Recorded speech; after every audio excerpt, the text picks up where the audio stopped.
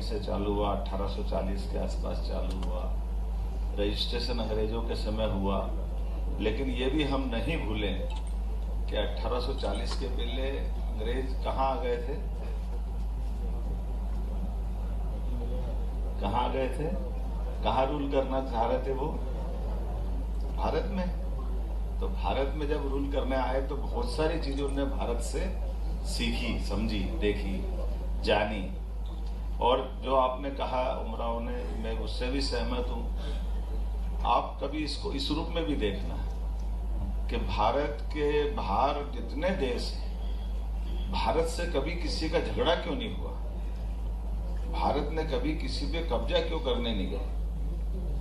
भारत ने आक्रमण झेले, लेकिन भारत अपनी सीमा विस्तार में दूसरे देशों को अपने साथ समाहित करने क्यों नहीं गया?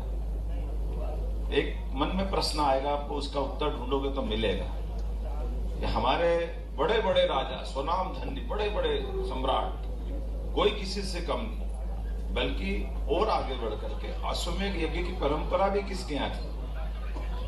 अश्वमेध की परंपरा भी हमारे यहाँ है। लेकिन अश्वमेध का घोड़ा घूमकर आने के बाद भी हमने किसी भी देश की ऑटोनॉमी को खत्म नहीं किया, उसका स्वावलंबन जिंदा रखा, उसको उस भाव से लिया जिसके लिए हम अपने छोटे से छोटे कार्यक्रम में हर बार इस चीज को उल्लेखित करते हैं। सच्चे अर्थों में अगर कहा जाए तो ये यूनाइटेड नेशन का अगर कोई पूरा पालन करने वाला कोई देश है तो सच्चे अर्थों में भारत है। भारत का पालन कर लो अपने आप।